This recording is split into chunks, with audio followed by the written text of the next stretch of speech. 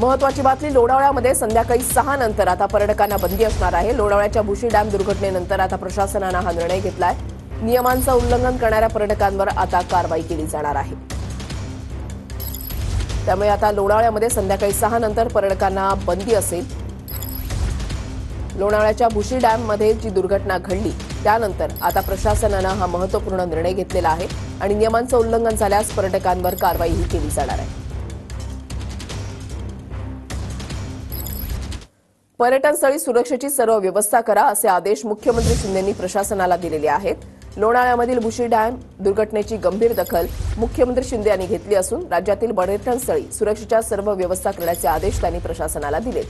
भुशी धरणावर पर्यटनासाठी आलेले एकाच कुटुंबातील 5 जण वाहून गेले।